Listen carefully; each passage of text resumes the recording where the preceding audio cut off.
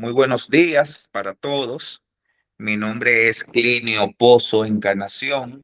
Actualmente yo soy fellow del ES y residente de último año de neurocirugía en República Dominicana.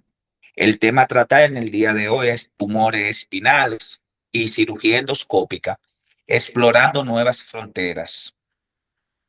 En cuanto a las generalidades, recalcar que los tumores espinales pueden causar desenlaces que son catastróficos para la vida del paciente si estos no son diagnosticados a tiempo. La estabilidad espinal y el compromiso neurológico son las complicaciones más críticas de estas entidades.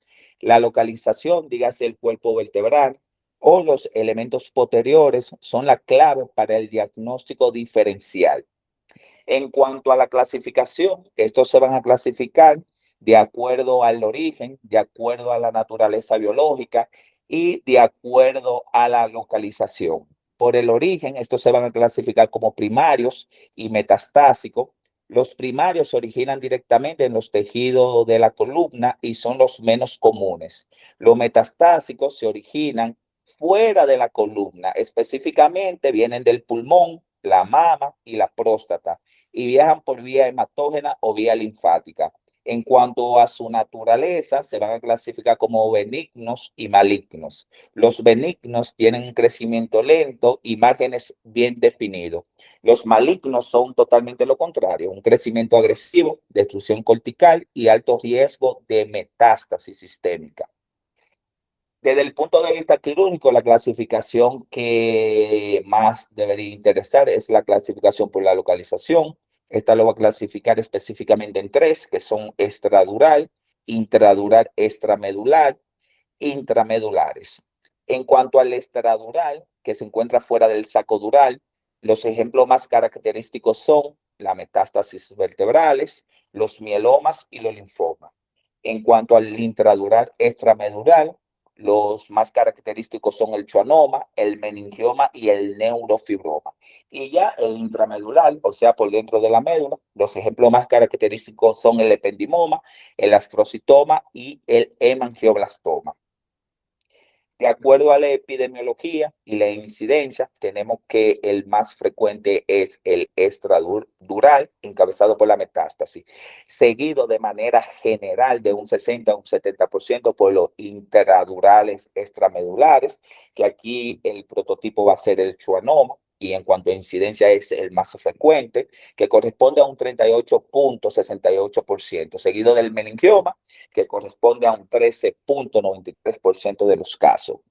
En menos frecuencia tenemos los intramedulares, que van a corresponder de un 2 a un 5% del total, y el prototipo de esta clasificación o de este grupo van a ser los ependimomas, que atendiendo a la ubicación, así mismo va a ser su incidencia. La menor incidencia a nivel cervical, seguido de a nivel torácico, y la incidencia mayor es a nivel lumbar, con un 33% de todos los casos. En cuanto al diagnóstico de los tumores, aquí nosotros vamos a encontrar dos vertientes. Una vertiente que es un diagnóstico presuntivo y un diagnóstico definitivo. El diagnóstico presuntivo se hace con la clínica y los estudios de imágenes y el diagnóstico definitivo se hace con el estudio histopatológico. Entonces, en cuanto a la clínica, nosotros encontramos un paciente que presenta en la mayoría de los casos un dolor que es del tipo nocturno. El paciente no puede conciliar el sueño, que puede estar acompañado de inestabilidad o no y de neurológico instaurado o no. Entonces, en cuanto a la técnica de imágenes, nosotros le mandamos a realizar al paciente radiografía, gammagrafía ósea, tomografía y el gold estándar, que es la resonancia magnética. Luego que nosotros tenemos esos datos, podemos hacer el diagnóstico presuntivo. El diagnóstico definitivo se hace con la toma de biopsia, que esta puede ser percutánea o quirúrgica. Una vez que nosotros ya tenemos bien definido y bien delimitado el tumor, debemos hacernos la siguiente pregunta. ¿Es este tumor candidato para una cirugía endoscópica? Si la respuesta es sí, el tumor debe cumplir los siguientes criterios. ¿Cuáles son los criterios tumorales que debe cumplir? Tamaño, un tamaño pequeño, que sea bien delimitado o encapsulado, que nunca sobrepase más de 2 niveles, que sea poco vascularizado, que tenga un corredor anatómico seguro para la vida del paciente y que tenga poca adherencia a estructuras neurales. Si cumple estos requisitos, se puede hacer una recesión. En cuanto al tamaño, no existe un consenso universal que diga, bueno, este es el tamaño. Pero lo que sí se ha visto en la mayoría de los artículos que estudié es que el tamaño, específicamente, autor Hood y colaboradores concluyeron que el tamaño debe ser menos de 3 centímetros, específicamente a nivel cervical, menos de 2 y a nivel lumbar, menos de 3 centímetros. Se dieron cuenta que cuando hacían recesiones en tumores mayores de 3 centímetros, aumentaba la dificultad técnica y la recesión completa del tumor. La vía de abordaje endoscópico que fue seleccionada, todo depende de la ubicación del tumor. Si el tumor es foraminar o extraforaminar, específicamente un schwannoma que esté adherido a una raíz, la vía más utilizada es la vía transforaminar. Si el tumor se encuentra en el receso lateral o en la cara posterior del canal vertebral, la vía seleccionada fue la interlaminar. Si el tumor es una metástasis que está comprometiendo la estabilidad, se aconsejó realizar un abordaje endoscópico posterior para una fijación percutánea para tratar de mantener la estabilidad.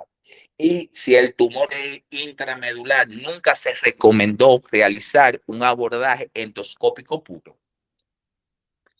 Existe poca evidencia científica sobre la resección endoscópica de los tumores espinales y la evidencia que existen hay que agarrarla con pinza. Entonces, yo quiero traer a colación 2 artículos que sí me parecieron interesantes y veremos a continuación por qué. El primer artículo es un estudio retrospectivo de corte que se realizó en el 2020. Aquí se incluyeron 15 pacientes operados desde enero del 2015 hasta abril del 2019. Este artículo evaluó la eficacia de la resección de los tumores espinales, específicamente extradurales e intradural extramedular. Se realizó a nivel lumbar 6 resecciones que el estudio histopatológico dio como resultado schwannoma. A nivel torácico, 4 que resultaron ser meningioma. En la unión cráneo-cervical y en la unión cervical se hicieron, en la unión cráneo-cervical 4 y y en la parte cervical se hicieron 1. La mayoría fueron metástasis. El tiempo quirúrgico de los abordajes rondó aproximadamente de 205 minutos. El sangrado aproximado se estimó en 220 cc. El seguimiento, el ingreso de los pacientes fueron 5 días. Y la resección tumoral en todos los casos en este estudio fueron de un 100%. Tuvieron solamente una complicación que fue incontinencia urinaria. ¿Qué abordaje se hizo? Se hizo una hemilaminectomía para mediana posterior, mínimamente invasiva. Se utilizó un retractor Caspar y un endoscopio, específicamente de 0 a 30 grados. Entonces, ¿qué fue lo interesante de este artículo? Que ellos propusieron una clasificación para la dificultad de la resección del tumor. Esta clasificación fue propuesta por Caballero, García y colaboradores. Lo clasificaron en grado de 1 a 4, siendo el grado 1 un tumor extradural lumbosacro, que ellos dicen que es el mejor para que una persona que comience a hacer este tipo de patologías comience. O sea, porque la dificultad del mismo es muy baja. El grado 2 es extradural, ya sea cervical o torácico. Aquí tenemos ya un riesgo de poder contusionar la médula, pero todavía sigue siendo la dificultad baja. Ya el grado 3 son tumores intradurales. Por ejemplo, lo dividen o lo subdividen en A, B y C. El 3A es un intradural que está en la cauda esquina, la dificultad moderada. El 2B, intradural extramedular posterior. ya aquí la complejidad aumenta, es una complejidad alta. Y el 3C es intradural extramedular anterior. Es muy alta debido a que nosotros debemos maniobrar bien el endoscopio y movilizar estructura. Ahora, ¿cuáles son los grados que son más complejos? El grado 4. El grado 4A, intramedular por debajo de C4, ya extremadamente alta la dificultad, porque uno está manipulando estructuras medulares puras. Y el más difícil es el grado 4B, que son tumores intramedulares por arriba de C4 superior, que debemos tener cuidado con los centros respiratorios. Aquí es la máxima dificultad. Esto es muy interesante, esta clasificación, a la hora de nosotros seleccionar nuestros pacientes, tenerla en cuenta. El siguiente artículo, que es bien interesante, ya que ellos muestran un caso en video paso a paso de cómo lo hicieron, es este artículo. Se reporta un caso, una femenina de 46 años, un schwannoma que se ubicó en la unión toracolumbar, específicamente a nivel de L1. A esta paciente, lamentablemente, el caso se le hicieron dos cirugías. Una primera cirugía porque tenía clínica de una estenosis. Cuando se le hicieron los estudios, no se dieron cuenta que había un tumor más arriba de la estenosis, específicamente en L1, y la decomprimieron por debajo de L2, de L2 hasta L5. Entonces se dieron cuenta que la paciente, días posteriores, siguió con la clínica de parestesia y dolor en ambos miembros inferiores. Cuando le hicieron el estudio de imágenes, se dieron cuenta que pasaron desapercibido un tumor, pasaron desapercibido el sonoma. Se eligió la segunda cirugía, una vía interlaminar endoscópica uniportal. ¿Por qué se eligió esta vía? Para preservar la estabilidad de la paciente, la estabilidad de la columna vertebral de la paciente. Entonces, ellos lo hicieron, la resección tumoral, paso a paso. Le dieron seguimiento de 2,5 años y la paciente se mantuvo sin déficit neurológico. Permítanme mostrarle el video.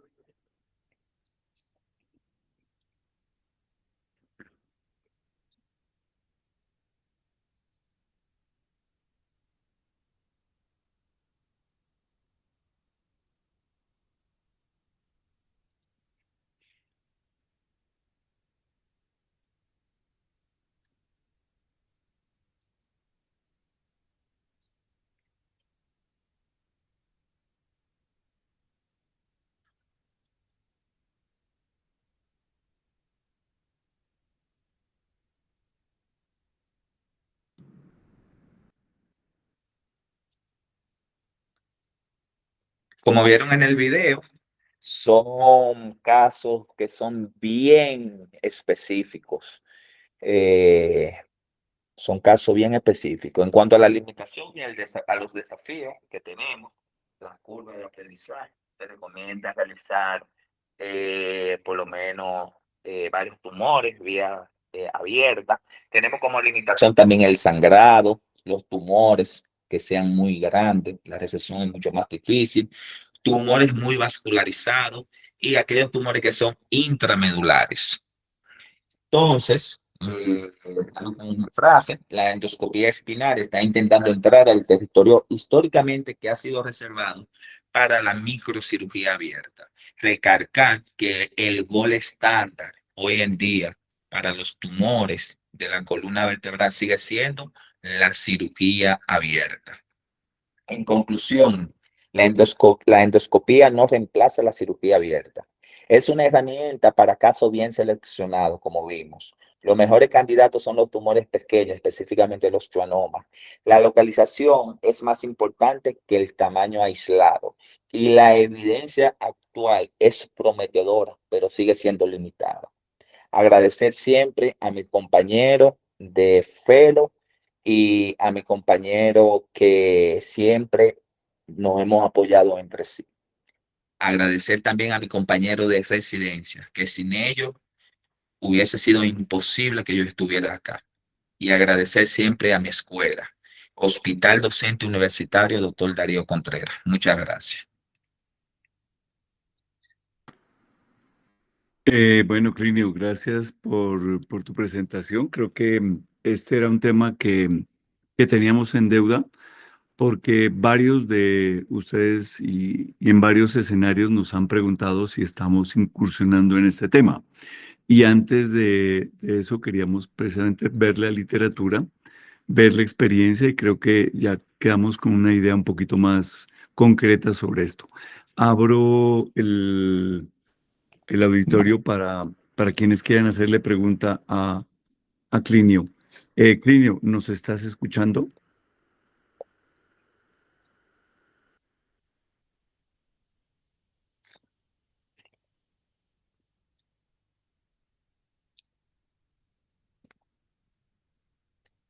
Ok, entonces creo que utiliza el WhatsApp para que puedas responder y yo te lo leo porque te escuchamos. Bueno, yo creo que dentro del auditorio hay varios alumnos que son neurocirujanos. Para ustedes, hoy en día, y lo hablamos en términos de la experiencia, hoy en día, con estas indicaciones, ¿cuáles serían para ustedes el giro que debe tomar su práctica para hacerlo práctico?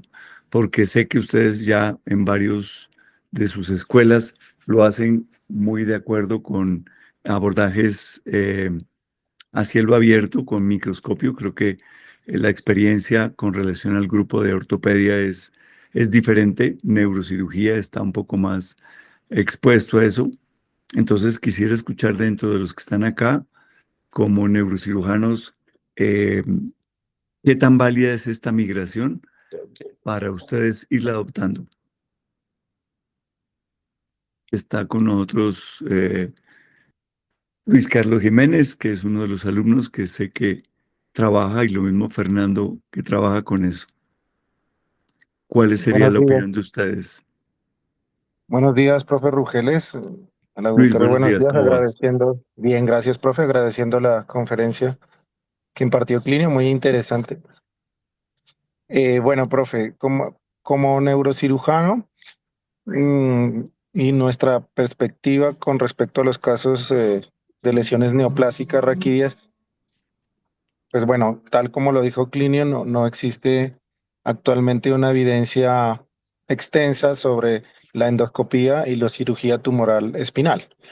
Seguramente eso pasa porque, es decir, los neurocirujanos, los cirujanos de columna, usualmente optamos por vías abiertas para el tratamiento de estas patologías.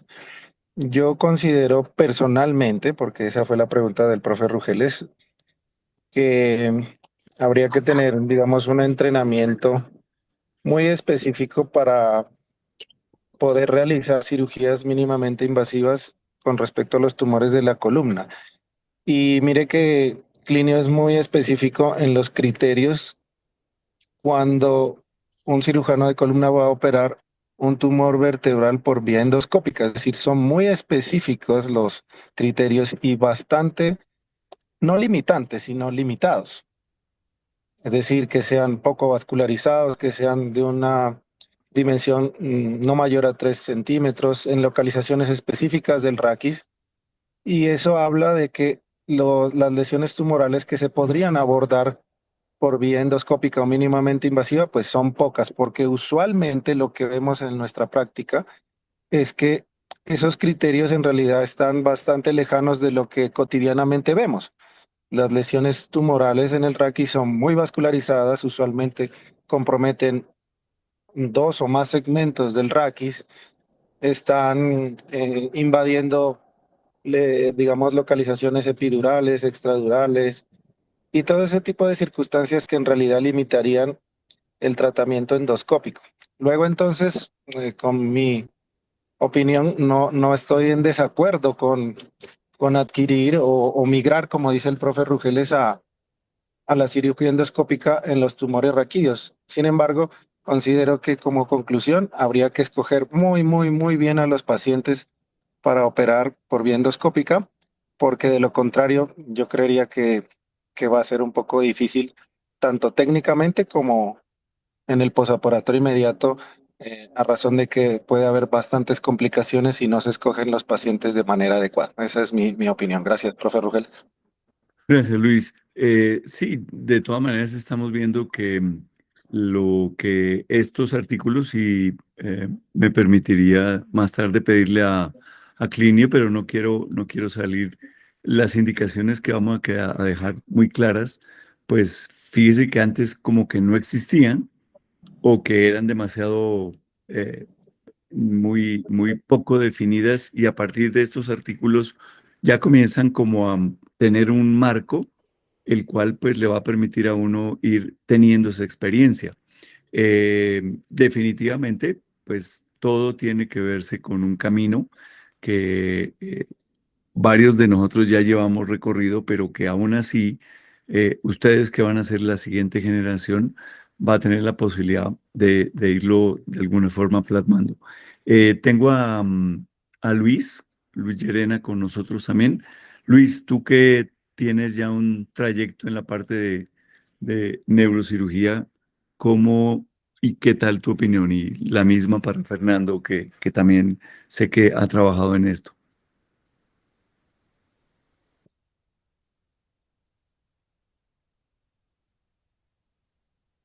Si están conectados, Luis. No. ¿Sí me escucha ahí? Correcto, sí.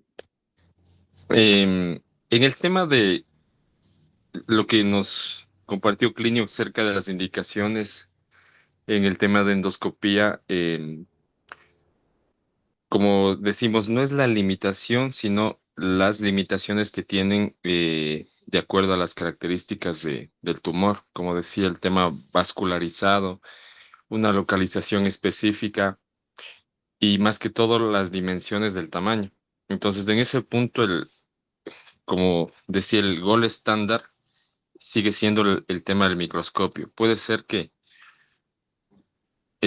a futuro vaya habiendo una variación en el tema del abordaje, el tema también de utilizar el tema del bipolar, ¿no? En el tema abierto, que tiene una variedad y para nosotros hacer la cauterización en relación al tema de la utilización en el endoscopio. Más que por ahí va el tema de las limitaciones en el tamaño, pero de ahí que seleccionando ciertos casos se puede realizar, sí.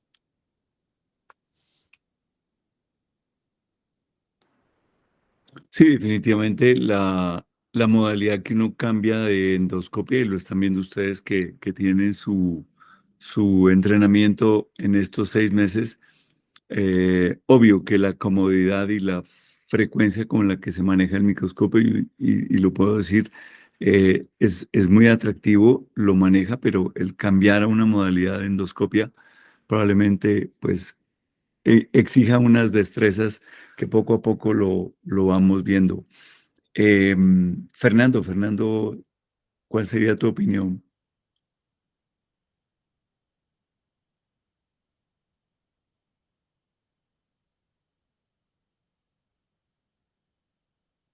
Bueno, de lo que a mí particularmente me llama la atención es, si ustedes ven, uno tiene que hacer una durotomía, no incidental, sino una durotomía como procedimiento, y tal vez de lo más complejo que vemos y que ya lo revisamos en algún momento es hacer la rafia de la dura a través del endoscopio.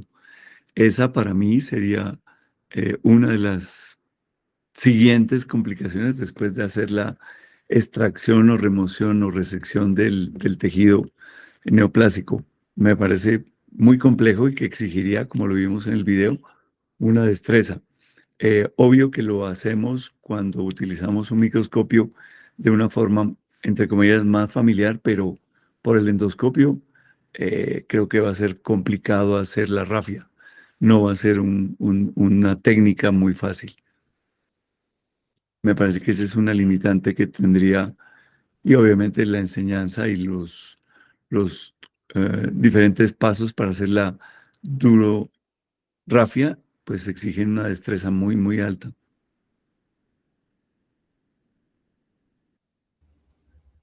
Bueno, muy bien. Eh, yo creo que si no tenemos ninguna otra pregunta, que este tema realmente lo pedí y con Clinio lo buscamos ya hace unas buenas semanas. Creo que es un área en la cual muchos de los que no son endoscopistas nos preguntan. Entonces, la idea que teníamos el día de hoy es que ustedes como alumnos tengan no solamente los criterios que hay a nivel de publicaciones y de trabajos, sino que ya se lleven una idea de hasta dónde va a ser la endoscopia útil, y ya tienen, yo creo que herramientas para responder la pregunta si se hacen procedimientos de este orden y hasta dónde se pueden realizar.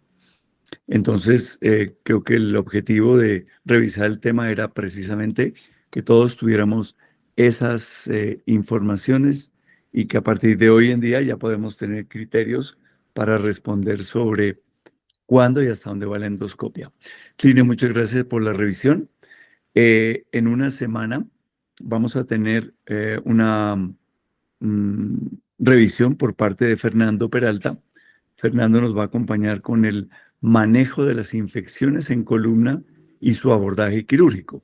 Entonces, creo que con esto ya vamos terminando lo programado para este mes de junio, y el siguiente miércoles, que es el día miércoles 24, vamos a terminar con Alan Montes y el tema de fusión vertebral, hasta donde hay evidencia suficiente el día de hoy. Entonces nos quedan dos temas, infección y fusión, que con eso terminamos este primer semestre. Si no hay nada más por el momento, los esperamos en una semana. Todo esto, recuerden que queda grabado en el canal de YouTube y que queda a disposición de ustedes. Recordándoles también que el día 19, viernes, y el sábado 20 vamos a tener el curso CLEMI Master en la ciudad de Bogotá. Y cualquier información a través de Gabriel o a través de Les Invasive Academy tenemos la información. Entonces, Buen día y estaremos viéndonos en una semana. Muchas gracias a ustedes.